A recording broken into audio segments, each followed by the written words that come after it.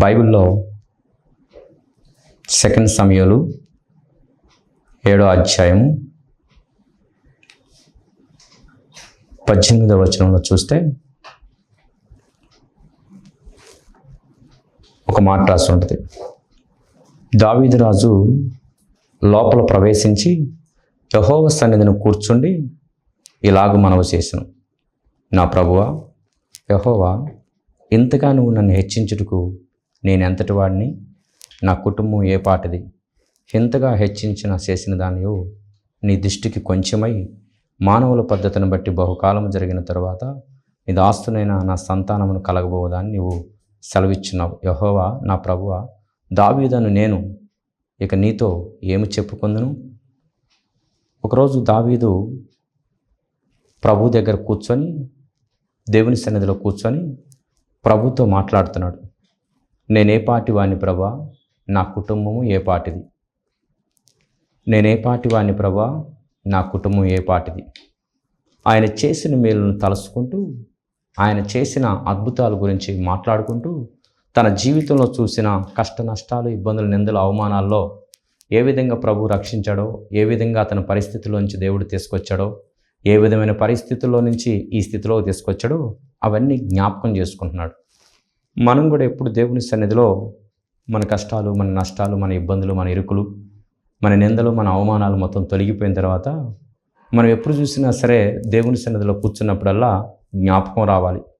మన గతము ఒకసారి జ్ఞాపకం, మన మొదటి స్థితిని జ్ఞాపకం చేసుకొని, అయ్యా అసలు నేను ఏ పాటి వాడిని, ఎంతటి వాడిని, నా కుటుంబం ఏ పాటిది, నా పిల్లలు ఏ పాటివారు, నా భార్య ఏ పాటిది, నా భర్త ఎలాంటి వాడు, నా పరిస్థితి ఏంది? ఇలాంటి పరిస్థితిలో మేము ఘోరమైన పరిస్థితిలో ఉన్నప్పుడు, భయంకరమైన ఆపద కాలంలో ఉన్నప్పుడు ఈ స్థితిలోకి మరలా వస్తామని, ఈ స్థితిలో ఉంటామని, ఇంతగా మేము హెచ్చించబడతామని మా జీవితంలో మేము ఎప్పుడు అనుకోలేదయ్యా. ఈరోజు ఈ స్థితిలో ఉన్నామంటే, ఈ స్థితిలో బ్రతుకున్నామంటే, ఈ స్థితిలో మేము ఇంకా నిన్ను స్తుతించే భాగ్యాన్ని మాకు ఇచ్చామంటే అది మా బలము కాదు, మా శక్తి కాదు, మా భక్తి కాదు, మా నీతి కాదు, కేవలము నీ దయా దాక్షిణ్యం వల్లే మా కుటుంబం ఈ స్థితిలో ఉంది ప్రభు అని కృతజ్ఞతగా దావీదు ఎప్పుడు కృతజ్ఞత కలిగిన వాడు ఎవరు బైబిల్లో అంటే ఎక్కువగా దావీదు ఎప్పుడు చూసినా సరే దేవునికి ఎంతో కృతజ్ఞత కలిగి దేవుని స్తుతిస్తాడు.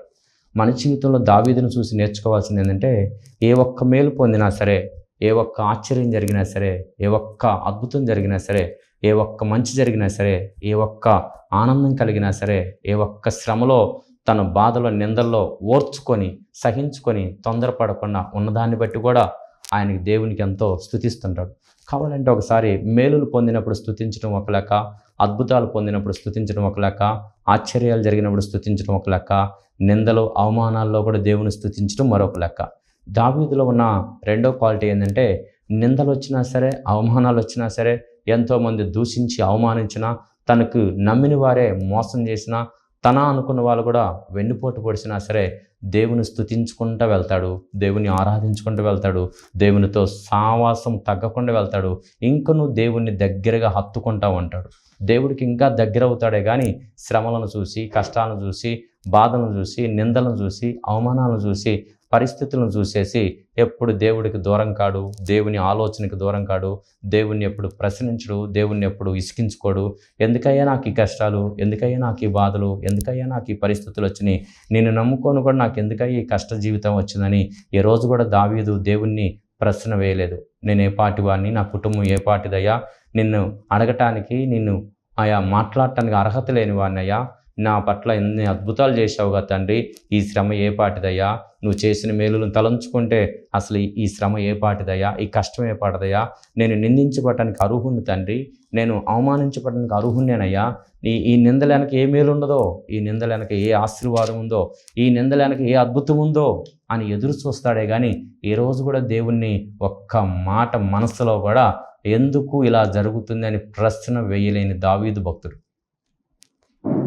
దయచేసి మన జీవితంలో కూడా మనం కూడా ప్రభుని నమ్ముకుని బిడ్డలు, ప్రభుని ఎరిగిన బిడ్డలమై ఉండి ఎన్నో రోజుల నుంచి ఎన్నో అద్భుతాలు పొంది, ఎన్నో ఆశ్చర్యాలు పొంది, ఎన్నో పరిస్థితుల నుంచి నిన్ను కాపాడిన దేవుడు ఇప్పుడు వచ్చిన సమస్యలను చూసి, ఇప్పుడు వచ్చిన బాధలను చూసి, ఇప్పుడు వచ్చిన ఇబ్బందులను చూసి ఎందుకు నువ్వు అలా కృంగిపోతావు?